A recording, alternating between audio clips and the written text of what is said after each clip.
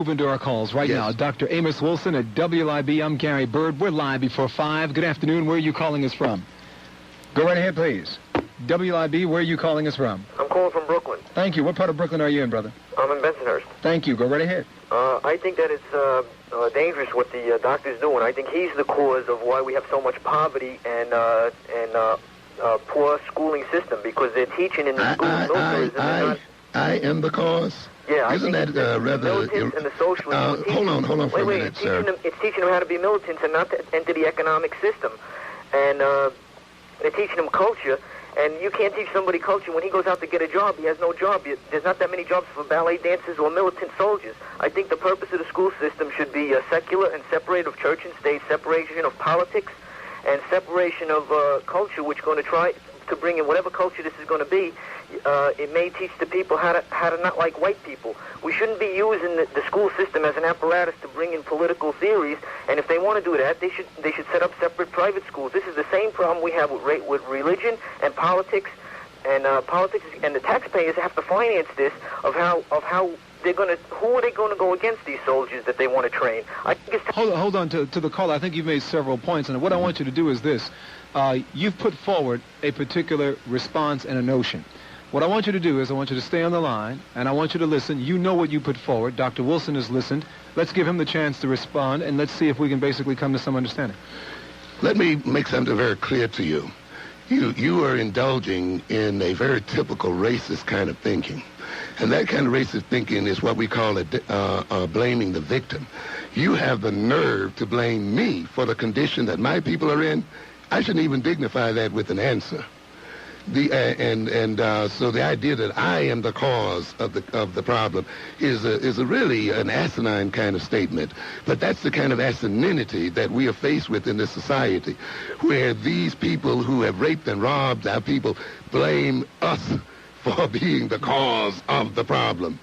That is the kind of mentality that I want our children educated out of, and that's one of the reasons why I want this educational system changed, because it creates the kind of people that you apparently are, where your kind of thinking is backwards to a degree, where you make people who've been victimized by your system the cause of their own victimization as such. This caller seems to have difficulty seeing the political structure of the educational system. Any educational system is political. There is no such animal as a non-political system. That's another stupidity that is perpetrated on people. The idea that education is neutral and non-political in its nature.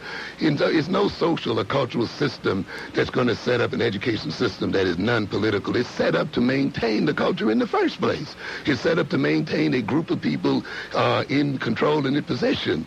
The idea that you can produce a system, and it can be done, but it's not being done in this instance. This is one of the greatest lies that is perpetrated on black people, and that is that lie that the school is neutral, non-religious, non-political, and non-racial in its aspects. It is not such. When you're writing textbooks filled with lies about history, you're writing economics books filled with lies and untruths, you write cultural history that makes people believe that the world began with the Greeks, and you write a history that puts white Jesuses and other kind of people up front and make other people's literature and contribution to the world's civilization kneel and so forth. There's no way you can tell me that that system is neutral and non-religious. This country calls itself a Christian nation, and it harks to Christianity, even while it pretends that its school is and its school systems are non-religious. But only a fool can believe that. Okay, we lost that caller apparently at 1190 WIB. Hello, dear listener. This is the State of White Supremacy. The date is December 20th, 2020. This is a new channel that I just started. I closed my previous YouTube channel, and I closed it. Well, last time my channel was closed because of copyright issues or something I posted, and the channel was closed. This time I closed the channel because I just attracted way too many white supremacists as subscribers to my channel because of the audiobooks that I posted publicly. And I just attracted way too many people that I didn't want on my YouTube channel. So now I am only going to post these State of White Supremacy thought posts, and if I do, I will only post audiobooks and publish them privately on my YouTube channel at the request of other people and share them with those people. I'm not going to post any audiobooks publicly for anybody to access. I want to provide information to other Africans, but I don't want to provide anything to Europeans that they could use of any value in that regard. And I don't want to attract any of them to my page because so many of them subscribe and you don't even know, because people don't put their pictures on their YouTube channel profiles, and attract so many people you don't want to attract. So I will post audiobooks at the request of listeners, and I'll post them privately and share them with those listeners. But apart from that, all I'm have on this page, on this channel, are the State of White Supremacy posts. Over the past week, I've actually had pleasant surprises in, like, I'd been looking for Kobe Kamban's books for a long time, because so many of his books, he only wrote 4 books, but his books have been hard to find at a decent price, like African Black Psychology in the American Context and the African Personality in America. So hard books to find, and when we do find them, they're like hundreds of dollars, on Amazon and some of these other pages. But I found a website, ajanibooks.com, AJANI books.com, where I actually found all of Kobe Kamban's books available. By the time I got there, the African Personality in America was sold out, but the books were all up there. It was obviously there at some point. And I did purchase the African Black Psychology in the American Context and African-Centered Approach. And that book was available for $45 on that website. Whereas if you go to Amazon, the book they're trying to sell the same book for $250, So if you're looking for that book, go to that website, ajanibooks.com.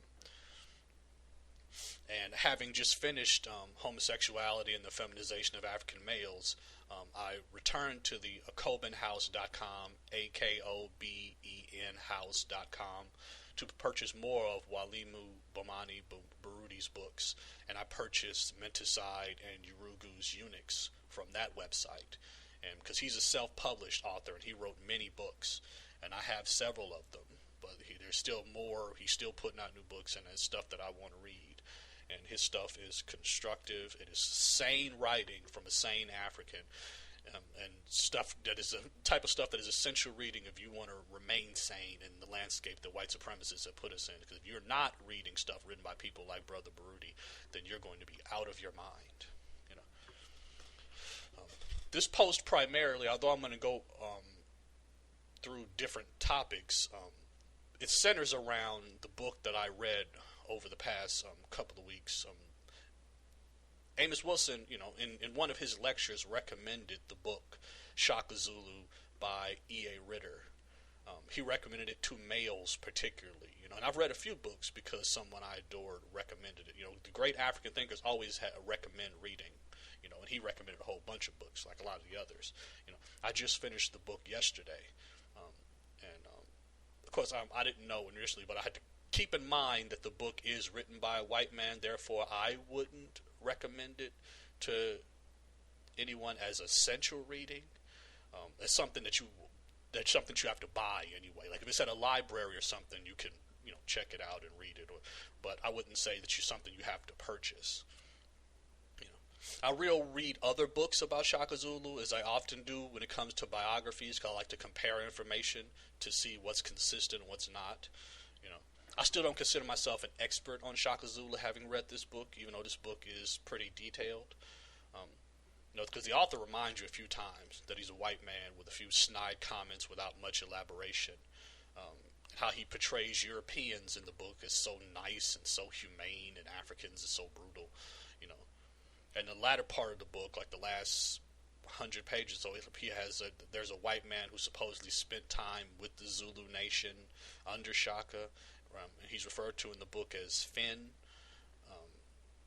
He was given a Zulu name, and it's written about in the book as the conscience of Shaka Zulu, as he was so horrified by some of the stuff that was happening around him, because white people care so much, And that also proves that being given an African name alone means nothing. If some white man can go into Africa and be given some African name, don't tell me that being given an African name is proof of your loyalty to African people. Just total nonsense, However, the author does go to great lengths to defend Shaka Zulu against rumors spread in other books and depictions of Shaka. The author humanizes Shaka and tries to explain his behavior. He details his life, his conquests, his methods, his relationships, up to his death. His bravery, his military mind, the way he instilled discipline in his men are the best parts of the book. He's most demonized in the last 50 pages or so after his mother dies, while in mourning, and he's described as being, unrelentingly melancholy and brutal, to the extent that his reputation changed from being adored to being feared by the people. And of course, Shaka wasn't perfect. He was brutal, but not uncaring. In his behavior, he suffered from a lot of the stuff that Europeans took advantage of regarding all non-people that they encountered wherever they went, even with Native Americans. The way Shaka demonstrated way too much trust in Europeans, the way he just, it's like Native Americans that just took in Europeans, treated them well, after them having trouble crossing the ocean, they took them in, cared for them, fed them, nursed them to health, and then got killed for their trouble. And Shaka had the same sort of reverence towards Europeans, way too trusting, not suspicious at all. At least in the book, he doesn't come across very suspicious. He demonstrated respect for them, but he never considered them better than his Zulu nation. He still considered himself and his nation best. He wanted his people to be educated, some of his people to be educated in Europe, but in a way that benefited Zulu people. He didn't want them to go to Europe and become Eurocentric. And he wanted them to go to Europe, learn, and bring that back to his nation so it could benefit his people, which is what leaders are supposed to do. When people don't have a deeply instilled sense of culture, you send them to some other place to be educated, and they're going to be controlled by those people. But the way he had control of his people's minds, he could send them to another nation to be educated, and they're going to bring that information back to him, and he's going to be able to use it to benefit them. And that's how it works. Even to this day, that's how people in other nations who send people to this country, how Chinese people come to this country or Indian people come to this country and get educated and use that information and go back to their country to benefit them. When you have real leadership, that's how it works. Shaka didn't advocate his men fraternizing with the women of other races. He didn't want his race to be polluted with European blood. Even though he showed respect for Europeans, he was not an assimilationist.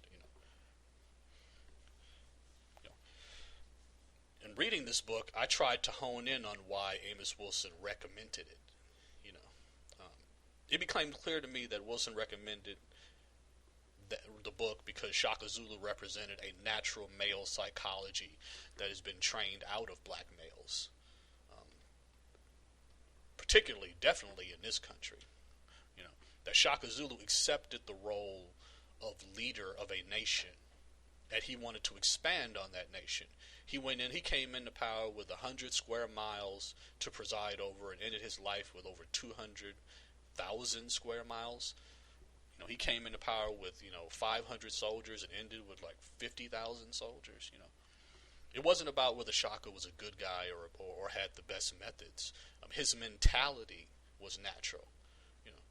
This is why Amos Wilson always referenced Elijah Muhammad and Marcus Garvey more than probably than any other people in his lectures or his books. When he spoke, he always referenced them because they were, nationalists, builders. And I thought about Elijah Muhammad, a lot reading this book. The one biography that I read about Elijah Muhammad, particularly how Shaka Zulu kept a harem of women, but he didn't want an heir. He always went to great lengths to not impregnate any women. That he seemed to be threatened by the idea of an heir. And of course, Elijah Muhammad had a harem of girls that he impregnated, and he had children, but he was threatened by Malcolm X's influence. That's why it's important not to put all our stock in one person as some messiah leader. our African-centeredness needs to be centered around collective action and not one messiah.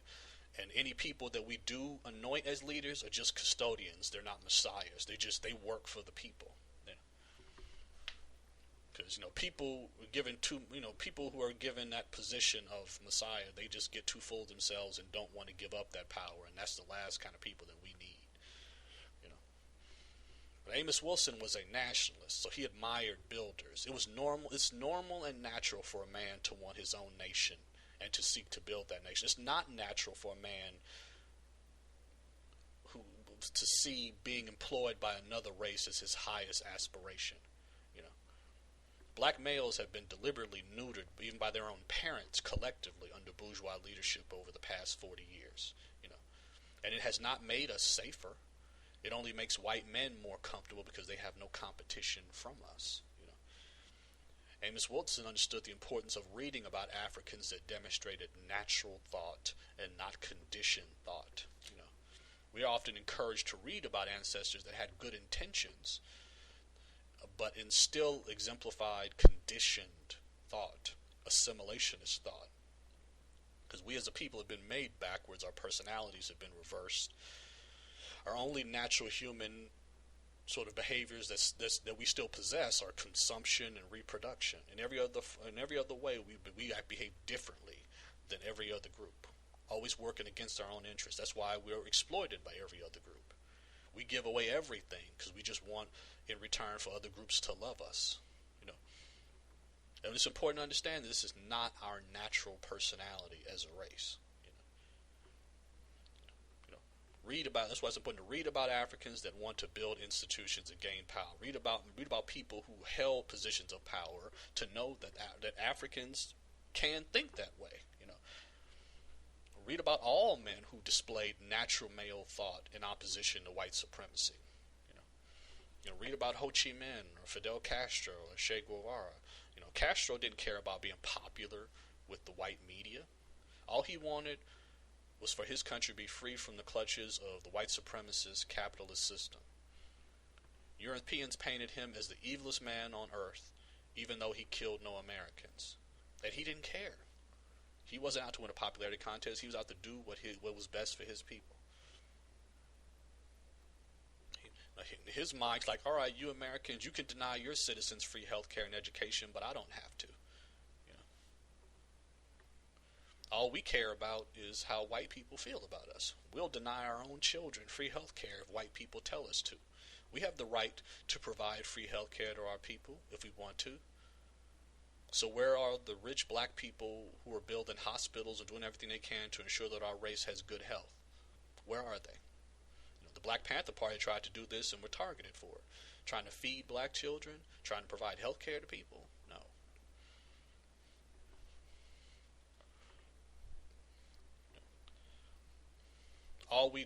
Needing the love of outsiders is not natural thought. Shaka Zulu ran his own nation. He was concerned with resources and land. A sane man wants his own land. America under European control has always been nations at war with each other. The problem is we still don't see ourselves, despite how much we're segregated, we don't see ourselves as a nation. We see the U.S. government as our government still, for some reason. We still think being elected to public office alone represents power, when it doesn't. We have so many black politicians and nothing has changed regarding our status in this country. We still have all the same problems. In fact, things get worse the more black politicians we have. This is how neocolonialism works. Asians are less represented in public office, and yet they're better off than we are economically and educationally. What does that tell you? Just like they are less represented in media and entertainment, and yet they still have it better than we do. I rarely see any Asians in movies or TV shows, whatever. Not nearly as much as I see black people. And yet they're better off than we are, which proves the worthlessness of diversity. I'm still yet to hear anyone explain the benefits of diversity, because it has no power attached to it. That's the point.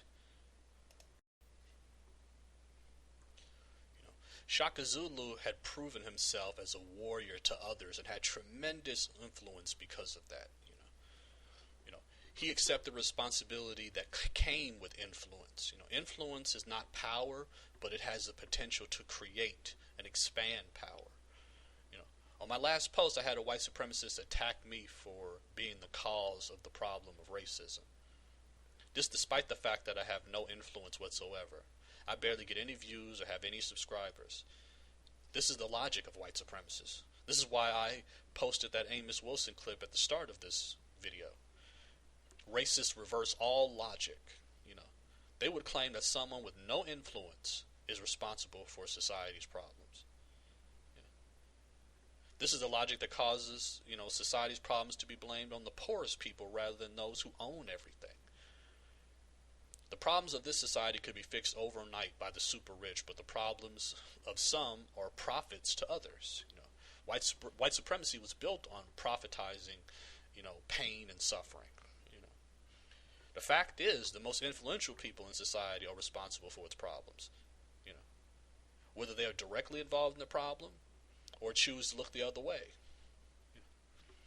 When I was a cows listener, context of white supremacy listener, I bought into the idea that we shouldn't criticize other black people, because that show was, a lot of that was built around, not, of course, and I understand not wanting to be anti-black, and I still don't, I'm not down with calling other black people names and slurs and all that, but for some reason, I bought into the idea that other black people shouldn't be criticized. So somebody like Neely Fuller would suggest that, we're all complicit in racism, so therefore it's not right to criticize another black person, which is completely ridiculous, considering the amount of influence that some black people have and others do not have.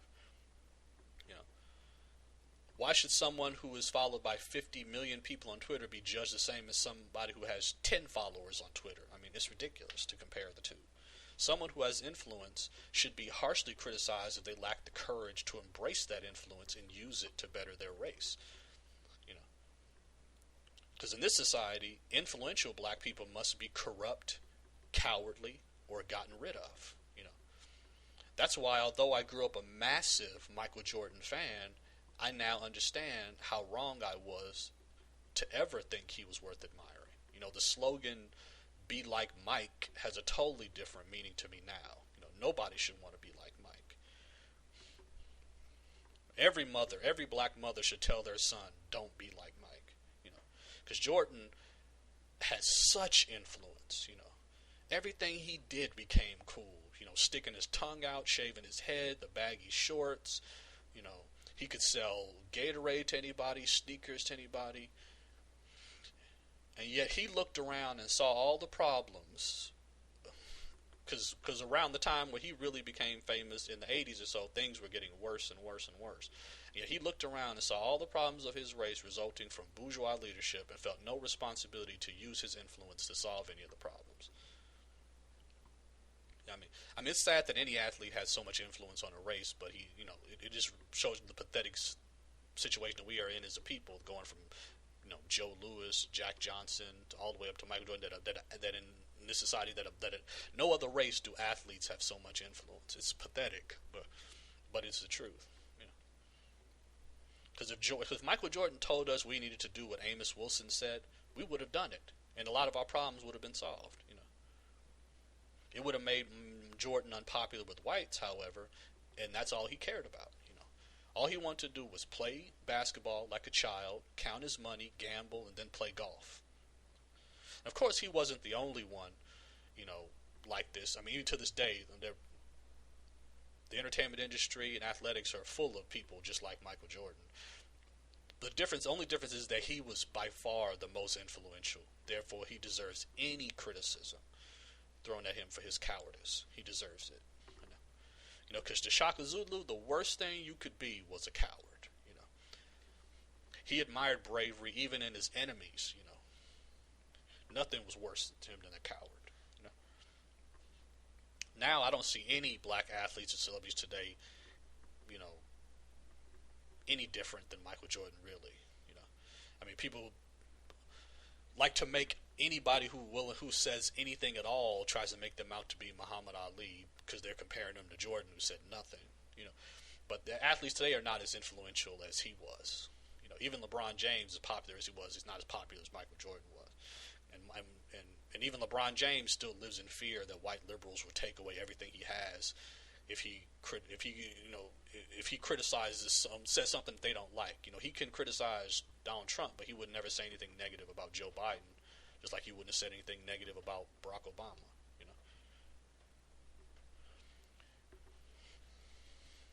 Yet he still has far more influence than I do. Yet I'm responsible for my racist problem, somebody that nobody listens to. Oprah Winfrey reaches more people in one tweet than Dr. Welsing reached in all the lectures in her entire life. The only people who seem to have influence with our race are entertainers and athletes. It's pathetic, but it's true. If we all listened to African-centered thinkers, all of our self-inflicted problems would be solved right now. We would only have one problem, and that would be other races trying to put us back in our place. Can you believe that? White supremacists will actually will convince us, and we buy into the notion that a black person who has a thinking that is in the minority is responsible for the problems of his race. When clearly the black people, when a race has problems, the thinking of the majority of the people is the problem. And that thinking needs to be changed. That's logical. But again, we've been reversed as a people.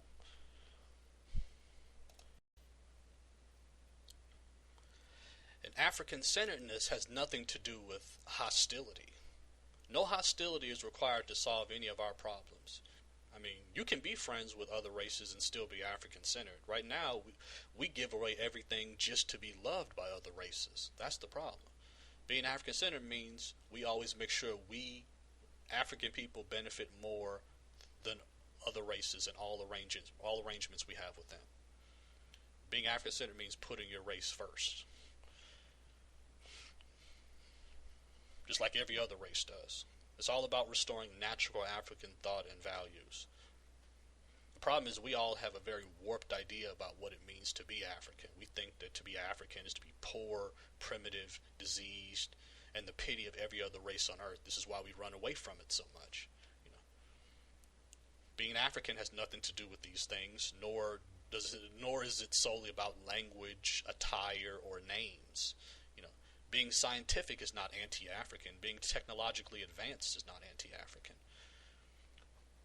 We must maintain distinctly African values, but any African traditions that contributed to our domination by other races must be questioned. That's why I say we need a new African culture, an upgraded African culture. I have no problem with anyone changing their names or wearing African garb or speaking African language. I can't believe that we still think that this demonstrates race loyalty more than anything else. Now, this is why you have people like Nancy Pelosi putting on kente cloth with protesters. White people know how we think because they create the thinking. We have such a shallow idea about what it means to be African. Anything that benefits African people is Africanized at that moment. If guys wearing business suits are building institutions to benefit African people, then business suits are African. Would anyone deny that someone who takes money out of the pockets of other races and puts that money into the pockets of Africans is African? Would you deny that? Are you only African if you dress a certain way or have a certain sounding name? Aren't results important? If we had control of our minds, we would know that we define what African is. That same racist that I referred to that said that I was the cause of the racist problems also threw in that I wasn't an African. That racists actually that never met me felt that they had the right to tell me what I was.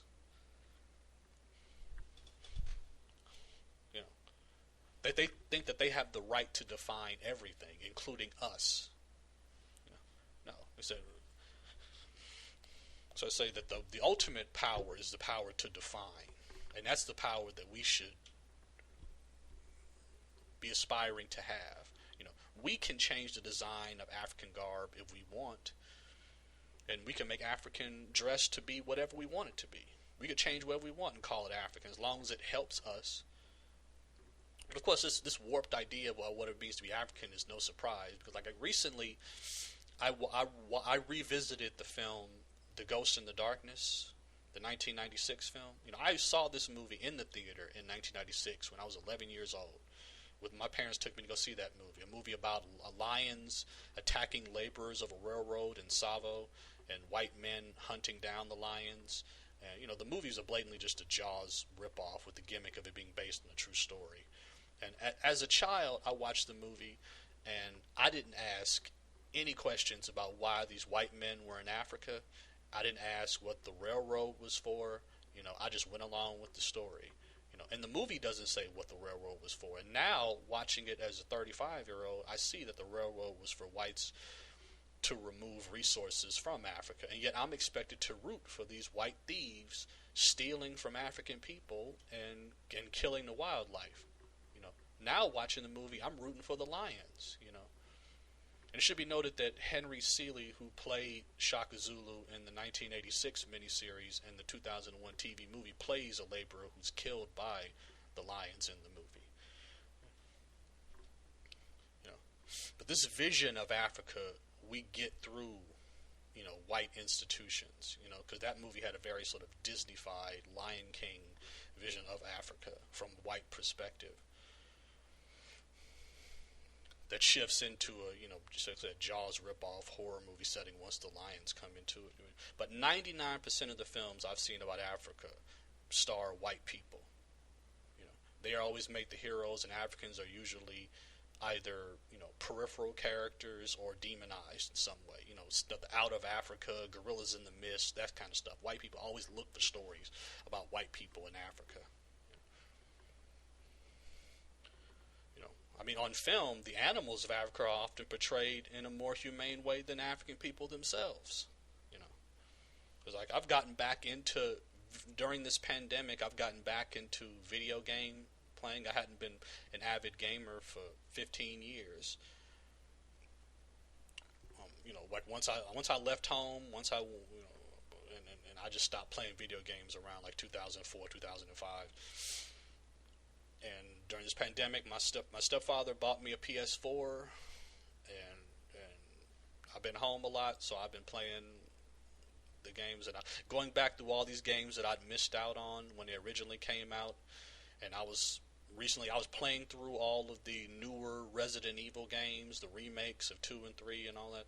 And then I got to Resident Evil 5, which I'd never played, and the moment I found out that the game was set in Africa, I refused to play it. I'm not going to play some game with some white man running around in Africa with guns shooting people. And I read up about that game, about it at the time of its release, the accusations of racism, and I read that white people who made the game put in a black female peripheral character to tag along with the white man in an effort to deflect accusations of racism. Again, that's diversity for you. Black people being used as shields against accusations of racism. This is why almost every movie you see, the white lead character has a black best friend. This despite the fact that most white people don't even know any black people, and we're more segregated now than we were 50 years ago, and yet every white person has a black best friend. Propaganda designed to create a false sense of reality. Even in stuff like Gladiator, a movie set in ancient Rome, they gave Russell Crowe a black friend to talk to. I also read about a black female who worked for the company that made the game, who was trotted out to defend the game, saying that she had never experienced any racial sensitivity on the job. Diversity means hiring black people to defend your racism. And I don't care what the plot of the game was. Any game, because the people behind the game saying that the game had an anti-colonial message. Any game, anytime I'm expected to identify with a white man running around in Africa with guns shooting at people is pro-colonialism. I don't care. In retrospect, the video game industry promotes white supremacy as much as Hollywood does. And I said in the previous post how all the institutions of society are in harmony with each other. None of them are in opposition to each other. And it should be noted, Resident Evil 5 was the best-selling game of the series. And I would guarantee you it's for that reason. It's a white man running around in Africa shooting people. The comforting imagery to white people, just like Grand Theft Auto San Andreas was the highest-selling game of that series, with the comforting imagery of black gangbangers running around in the hood killing each other. The imagery is so comforting to white people. For the same reason that Transformers 2 was the highest grossing film of that series in the U.S. So comforting. Jive talking robots with gold teeth and big ears that can't read. It's so comforting to white people. And of course, I didn't even realize as a child, how many of these video game franchises expect the player to accept the idea of white people going into non-white countries and killing people. These white people assassinate our leaders and then make video games expecting us to identify with white assassins. They expect us to be crazy. My stepfather's in his 50s, and his favorite kind of games are tactical shooters. Those are his favorite kind of games. He's totally ignorant he doesn't see at all what I see. And now I look back on all those franchises, the Siphon Filters and the Rainbow Sixes and the Ghost Recons and Spec Ops and SOCOM and Splinter Cell and even Hitman. Of white men going into other countries and killing people. The imagery is so consistent. Even these white adventure games in the third world, the Tomb Raiders and the Uncharted and all that. The Uncharted series is like a tribute to European looters. No criticism at all. Celebrating white people going into other countries and stealing stuff.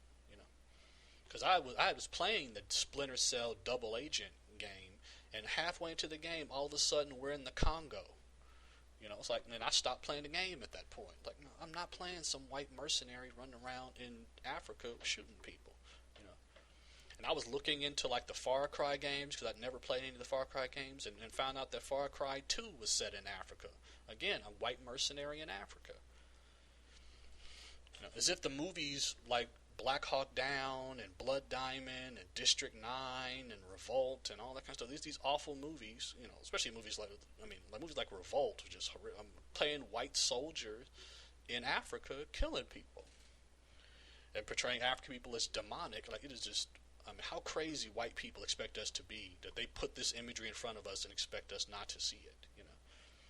Even when I was a child, even like Casino Royale, the first Daniel Craig Bond movie, began with him chasing around a black man in Madagascar.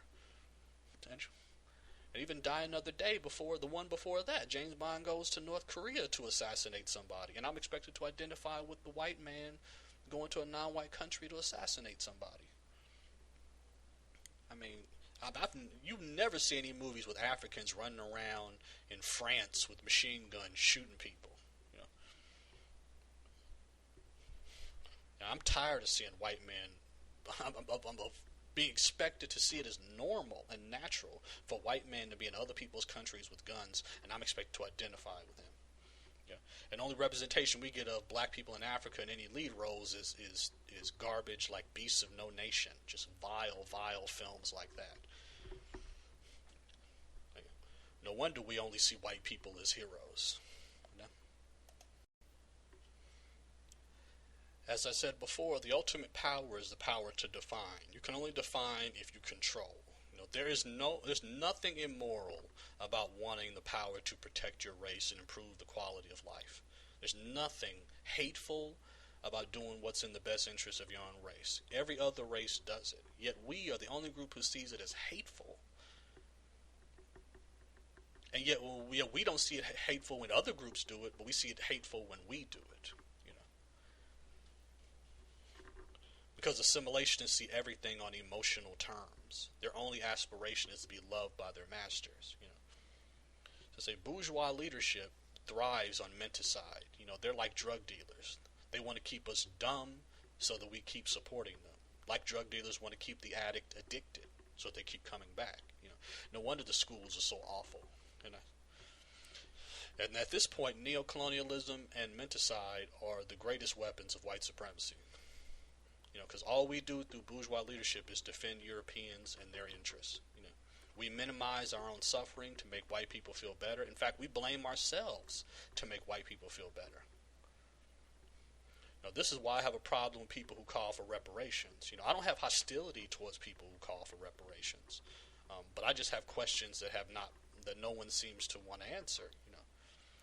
I don't have patience with people who don't accept reality and deny it. Our problems primarily are psychological. Amos Wilson wrote about self-hatred, but he also wrote about self-defeat.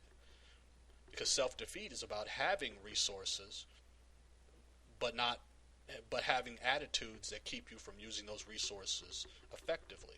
We have money, but no leadership to direct us to organize it and better ourselves. People who call for reparations seem to not understand this. What good are reparations to people who with no leaders, no goals, or direction? What good are reparations to people who see a lower life expectancy for black people as normal? What good are reparations to people who see a higher infant mortality rate for black people as normal? What good are reparations to people who see living in a ghetto as a normal part of black life? What good are reparations to people who don't even want to educate their own children? What good are reparations to people who want diversity? What good are reparations to people who only want to be loved by Europeans?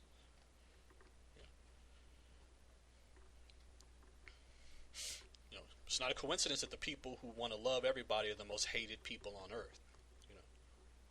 What good are reparations to people who hate their own genes, ancestors, and Africa in general?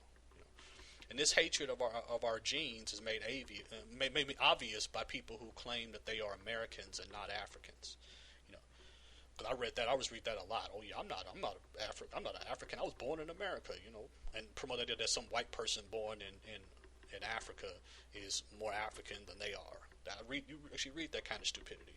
These people are denying their genetic ancestry in Africa because they think calling themselves Americans is going to protect them. Like Japanese Americans call themselves Americans protected them after Pearl Harbor. Yeah, calling themselves Americans protected them a lot. It's like Jews in Nazi Germany calling themselves Germans protected them a lot too. Think that you're calling yourself this thing is going to protect you. These people convince themselves that their ancestry began on the plantation. They just cut their own history off, and it doesn't matter that their ancestry began on the African continent. They're not Africans. It doesn't matter where you're born. It's never mattered where you're born. It's like Malcolm X said. Being born in America doesn't make you an American. It does not matter. White people born in America are just Europeans. I don't care where a white person is born; they're Europeans, and they behave the way every other European behaves. That's why they direct murder all over the world in defense of their European global empire. That's why they care so much about what happens in Europe. They're just Europeans.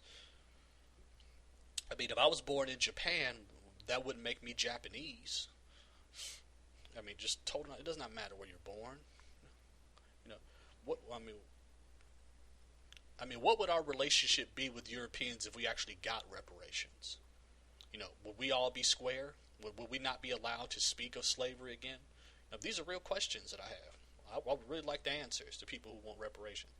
If they actually got reparations, what would our relationship be to Europeans then? Would we be cool? Would we all of a sudden just that part of history is just not spoken of again? We just forget what they did to our ancestors, pretend like it never happened? And why are the same people who told us to vote also asking for reparations? I really want the answers. The same people telling us that voting is, it will help solve our problems. Same people asking for reparations. Because asking for reparations is basically admitting failed leadership, despite the fact we never admit that our leadership is totally awful. But again, contradictions don't bother crazy people. And of course, Amos Wilson said it is political necessity for black people to be crazy and dumb.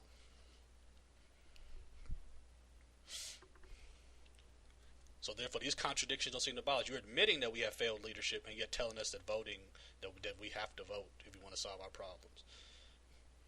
And then ask for reparations on top of that. Like, those two things contradict each other.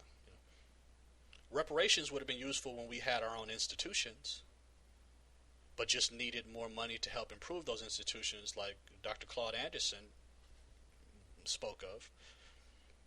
That he was for us just getting more money back in the 60s and improving what we had. But instead, we wanted to just close down, take everything we had, and just go over to where the white people were. And that's how we've gotten to where we are now. Things are people crazier than they've ever been before. You know, reparations now would cause us to give all that money right back, just like to white people, just like in that Dave Chappelle sketch. You know, I mean, when I posted the audiobook of The Half Has Never Been Told, the Edward Baptist book, I got a lot of comments from people about a book club that they were in, and with hashtags about reparations. And it's good that we have book clubs. You know, that's good to hear. But I'm not a fan of hashtag culture. You know, people who post hashtag, people don't come across serious to me. Like, there are 1.5 billion African people in this world. You know, we don't need help to solve our problems. We just need each other. Our problem is that we can't stand each other. You know, the psychology of reparations is completely counter to the likes of Marcus Garvey and what he was about. You know, people who ask for reparations seem to want to be more closely tied to Europeans. You know, wanting these thieves to return some of their loot, begging thieves, so that we can be more tied together to them. You know, building African power independently would be such a psychological boost for us, and our psychology is our biggest problem. You know, the last time I actually surfed posts on YouTube, on Facebook, which I rarely do. I rarely am ever on Facebook, and when I'm on Facebook, I'm not usually looking through other people's posts and comments because, you know, the saner I've gotten, the crazier the comments seem to be. I rarely ever am on Facebook now, but recently I was on Facebook and saw a comment from a black female on the African History Network Facebook page, a page that I will not ever go back to because they just seem to be so under the thumb of white liberals that there's nothing serious ever posted on that page, ever. And this post was about the book, They Were Her Property, White Women as Slave Owners in the American South. And this black female actually defended the white female slave owners with the standard excuse that all races, genders, and cultures have had slaves, and, white women shouldn't be singled out. And this black female also referenced the Holy Bible in her defense. A black woman defending white female slave owners and using the Bible to do so. Again, this is what diversity and feminism looks like, I mean, does it get crazier than that? I mean, we're crazy. The craziest people, African people, have been made into the craziest people walking the face of the earth. And that's the way it has to be for the whole system to be maintained, What good are reparations to someone like this? What good are reparations to us if the population is nuts? This is why puppet leadership that encourages this psychology must be removed globally. I'm not talking about people needing to be woke or made conscious. We need to have our natural African thought restored, And that means putting ourselves first, This doesn't require any angry rhetoric, just self-respect and group survival instincts. We can be friends with other races, but not to the extent that we let them exploit us. I won't be friends with any white people because I've just learned too much, for that to happen. I don't want to be around any white people. I know too much, Some other black people might have a more, social nature where they can actually get along with. I wouldn't want to be around any white people ever, That's just me. But African-centeredness doesn't require that. Again, read books about Africans who display natural human thought. People who are not out to win popularity contests and care only about serving their race. There's nothing immoral or hateful about Africans building power. There's nothing immoral about power. We seem to be afraid of power and see it as immoral. Again, if you request an audiobook, I can post one privately and share it with you on my channel. I'm no longer posting audiobooks publicly, thus drawing white supremacists to my channel. Of course, the year is coming to an end, and the so-called holidays are on their way, and I hope any Africans listening are safe and don't have to go out and be involved in all this madness, because the COVID-19 cases seem to be going up. Things aren't getting better. I hope you don't waste your money and spend all your money on junk because of conditioned consumerism. You know, we have much more important things to worry about than gifts. You know, you know, it's a dangerous world out there right now, and the incompetence of these so-called leaders are just making things worse and worse and worse. And I just hope that any Africans out there don't have to put themselves in these dangerous situations, and they can stay home with their families, take care of their families, and be safe. This is probably definitely be my last post before this year ends. So I can just say best wishes, be safe, don't reject African-centeredness, be your natural African self, self-respecting, and only be concerned what's in the best interest of African people. That's all I got to say. Thanks for listening. To all Africans out there, I love you. Be safe. And hopefully next year will be